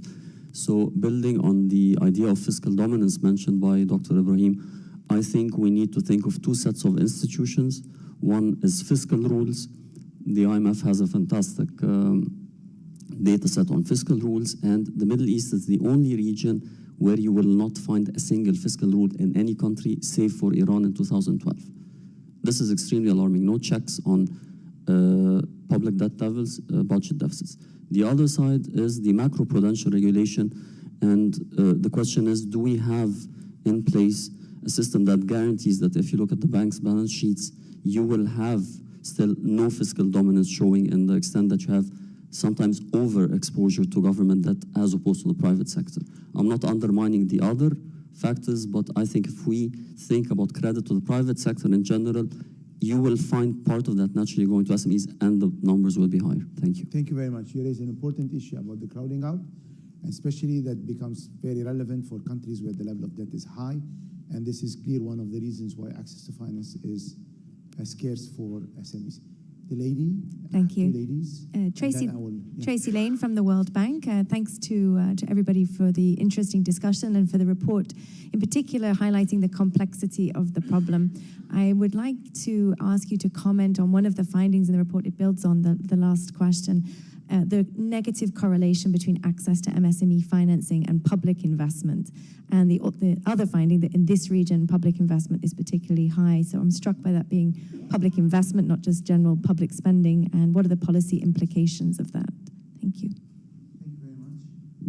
My name is Rania Mnesi. I'm an associate professor of economics and head of department of economics at the Rich University in Egypt. My question is actually regarding a small and medium, micro and small enterprises, specifically micro. And there was a comment about women not applying for credit as much as men. In a number of studies, actually, women were shown to be more risk averse than men. But my question is, it's also about preferences. So we really need to understand, is it just why women do not apply for credit? Because they cannot access or they don't want to access credit. This is a very important point because especially in Egypt, micro enterprises and in the informal sector, maybe women do not want to apply for credit. So what are you going to do about this as well? It's an important point. In our paper last year on inclusive growth, you see that the impediments, the regulatory impediments that are faced by women in the region are among the highest worldwide. Let me maybe give, well, that will be third round if time allows us, but let me ask those who are in the market, because several raised the issue of competing in financing, banks, and the M's versus the S, or the M's of the S. Therefore, Dante, how you see yourself here on when you hear those questions? First of all, I would like to address one of the comments related to the fact that this is also a development issue. I can comment on our approach on this in this field, and definitely we have created a structure that is called sustainable development, and we approach the microfinance with the logic not of pure business, but with the logic of social impact. We are part of Intesa Sanpaolo Group. That is a group that I believe is one of the first that writing his 4-year plan has indicated not only economic targets, but also social targets. So we are applying this. So just to give an example, we are talking about the cost for accessing microfinance. In the last 2 rounds, a couple of years ago, 1 year ago, to a couple of years ago, of increase of interest rate, twice 200 basis points, so 400 basis points, we didn't apply an increase only to microfinance because we didn't want to transfer to this category of customer the pain for the high cost of it. And since we have good risk management system, we could do this not making losses, because this was the point. I agree also that it's not only a matter of giving finance, but is also non-financial products are very important for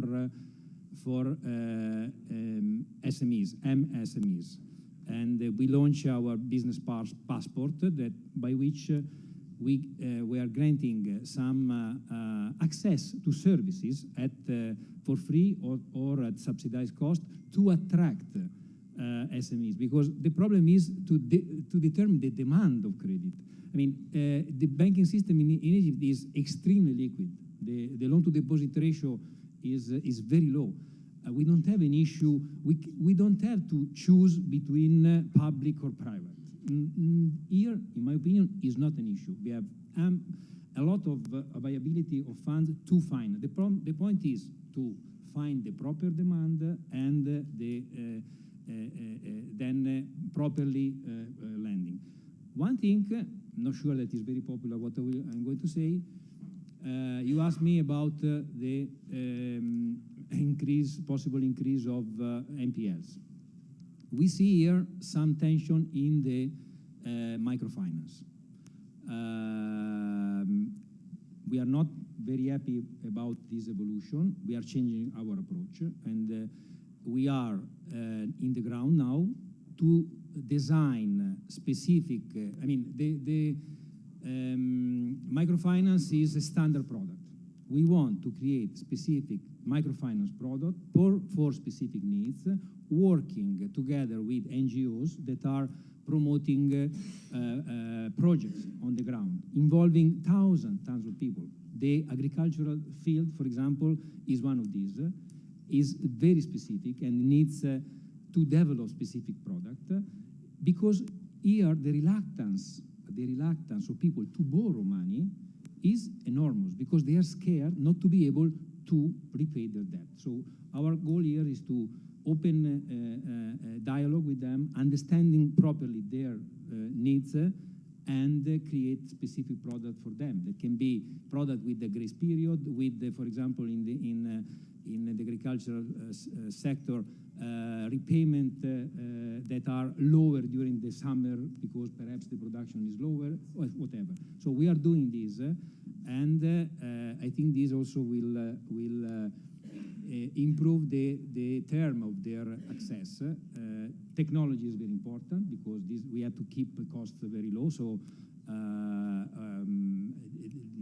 the repayment through the wallet, even the disbursement can be through the wallet, is extremely important. We need to decrease the cash circulation, because we can better control the flows of the customer we lend. So there are many initiatives that I think we are addressing, and banks are addressing in a responsible way.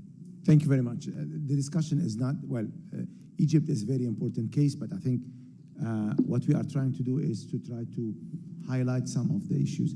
Holger, anything to add on the discussion? The answer is still open in terms of, okay, do actually women want to borrow, or don't they have the ability to borrow? I think it's a little bit of both. And if we look into the region, I think a little bit is depending on geography, is a little bit depending on societal beliefs and custom. But in the grand scheme of things, and we're running the Women in Business project now or program now in Egypt, or rolling out in Tunisia and have it in Morocco, we rather see that it's not so much the reluctance to borrow, it is the regulatory actually impediments that we're facing, inheritance law. It is as well, for example, the lack of actually starting capital, the pure lack of collateral, because many of the banks are still actually do lend on a collateralized based basis. I think it's as well in terms of the belief that if I take this money, then I have to spend it much more reliably than, for example, a male borrower who is a little bit more aggressive in terms of the amounts that he's asking and the way that he's going to spend it. I think it's a little bit of a personal trait in this regard, but that can be addressed by extension services. This can be addressed by advisory services. This can be addressed by products that do actually cater to this particular layer of the economy, or in terms of borrowers. That can be addressed through intelligent risk assessments of this particular borrower group. I think there is really no problem as such with it. So I would actually a little bit refrain from women don't like to borrow. I would even say women anyway borrow, because if their husband are going to take a loan, they're sitting in the same boat. So it's just that they have to probably be a little bit bolder when they come into a financial institution and are asking for money, and know how to do it and how to treat this money. I think that's our take when it comes to women in businesses. Thank you, Holger. Gamal, many issues touched upon. Yes. Yes. I would like to highlight some financial soundness indicators related to the total loans allocated to private sector. Is almost 65% of total loans allocated to private sector. This is very important to highlight. Other thing which is related to the liquidity, as Dante said, the total loan to deposit ratio in Egyptian pounds, local currency, we are talking about almost 39%, i.e. 71% are free to be used. Because actually at the end, this bank is looking for profits. I mean, if the bank sees that the cross-selling and the relationship with the corporate, either whether small, medium, large corporate, it will give, or the gain will be collected. It's higher than to be invested in treasury bills or treasury bonds, and Egyptian bonds automatically will go there. Number 3, which is related to the non-performing loans. Thanks God, the non-performing loans now is 4.4% across the market. The issue is, I'm not talking about the NPLs, but the most important ratio too is the coverage ratio. The coverage ratio is almost 100%. Therefore, I don't believe that the crowding out, because actually the banks has the fund. Therefore, I don't see this is opportunities. If the banks see there is an opportunity in one company, automatically will go there. And instead of using the money or placing the money in the open market operation. The last thing, which is beyond the policy, I think it is very important to create productive environment. This is very, very important to have it. Since we have the policy and we talked about the policy, it's very important to create such environment. Thank you. Thank you very much. We are close to the end of the time that the university has. I will take a last round of questions. Thank you very much for the generosity. Sorry. Okay, that's fine. My name is Hamid Hassouna. I am the responsible of Foreign Trade Finance Bank in Egypt and in the region. I confirm what was mentioned by the Deputy Governor, that loans to deposit in Egypt is on the low side. I think the issue mainly is on the demand side, demand for credit. Banks are looking for bankable projects and bankable companies in order to rush and lend to.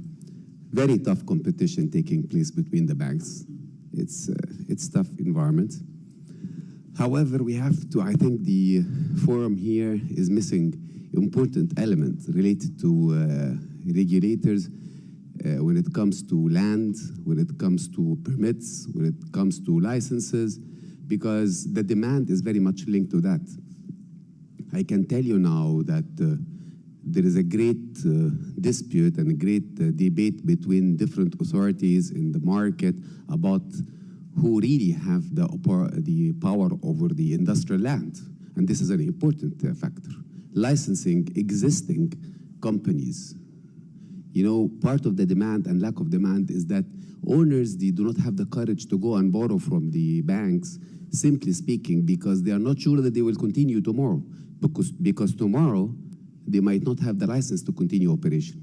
These are very important factors. You sum it up in a very nice text, saying it's the environment, blah, blah, blah, but it has to be addressed in details, because these are killing factors. Thank you. Thank you very much. Mohammed Al-Komi, economics professor at the AUC. I have a question.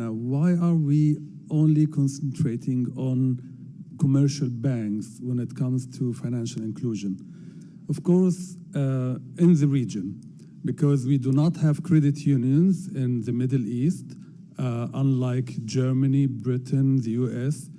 Of course, the regulatory here is dominated by bankers, and we do not see a good appetite for credit unions, although actually we had a successful field experiment through the ERF in Fayoum, experimenting with a credit union for the poor, and we were actually looking for upgrading it to MSEs. But when we talk to regulators here in Egypt and the region, since they are coming from banking sector background, I don't see any potential for credit unions. Thank you Yes, my name is Hussam Heiba, and I'm an ex-SME fund, private equity fund, and currently I'm a CEO for Vitas Egypt for microfinance. I have a couple of comments in this regard, and I second everyone who has commented from the audience, especially Dr. Mona and Dr. Adel, of course, who's my professor. One thing is that the banks for the SMEs, yes, they do have the funding for the SMEs, but to be quite honest, the teams that are responsible of the SMEs are not really understanding the nature of the S part. Let me be very specific, as Dr. Adel advised. They have a completely different nature. So this is one aspect that needs to be carefully tackled in terms of extending financing to such companies. The turnaround time of the banks is not complying at all with the cycles of these companies. My second comment is that the ecosystem for the S part, let me put it this way as well, is not coherent at all. I mean, it's not only financing. We have, as Hamad was saying, we have land issues, we have licensing issues, and we have tax regime dealing with the S part is completely off the track. I mean, they don't really understand the nature of the S at all, and this is what actually shies away the people from going into the formal sector. It is not the access of finance, because 15% of the economy of the population of Egypt have bank accounts. What about the 85%? Where are they? And how do they get their money from? They do have the money. The money is in the economy. It is there, but it's not channeled through the banking sector or even in the non-banking sector. And this is what we're trying to do for the financial inclusion. At the end of the day, we have to encourage people to be into the system rather than into the banking system. Once they're in the system, they will be automatically in the banking system. So it's the challenges that we have, for example, on the microfinance part, is lack of data on our clients or the beneficiary of the microfinance. There is no sources of data we can source from except on the I-score, and the I-score only deals with the people who already dealt with the banking sector. Thank you very much. With this one, I will close the... I cannot resist, please. No, my question relates to the leasing factoring, the non-bank financial institution. They are lacking here in the discussion, and I think they have a role in the SME finance. Thank you very much for raising this important dimension, because we focused maybe on the classical lending. Those additional financing instruments are critical. Okay, 30 seconds each, and I'll start from the Vice Governor. If you have any point to add, if you don't, you can pass the mic. Thank you very much. As I mentioned, the building block and building capacity is very important. Therefore, this is the new initiative, the lending for SMEs. Therefore, we are learning among the process, among the implementation. Therefore, we as a central bank and commercial banks are open to receive any suggestions or any proposal that could help the SMEs. Thank you. Yes, I would like to say that as a research network, we really appreciate the opportunity, and already I think we realized that a few very important researchable issues that could actually be had from this deliberation. And I think in particular, one of the issues that were raised is whether, for example, economies like Egypt or many other economies, are they really saving constraint or finance or investment constraint? And I think this is a very big issue, because this might actually explain why that the demand for finance is not forthcoming.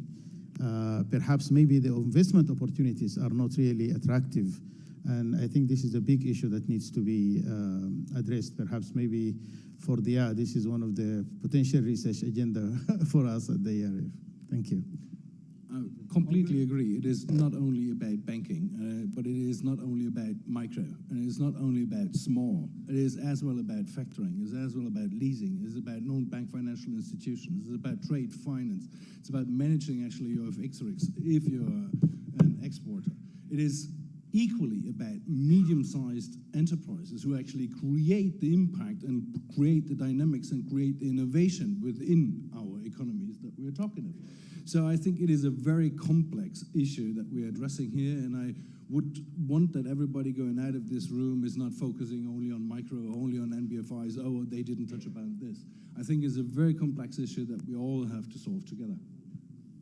Yes, and for what it concerns banks, there is also something to solve. I agree that the time to market is absolutely essential.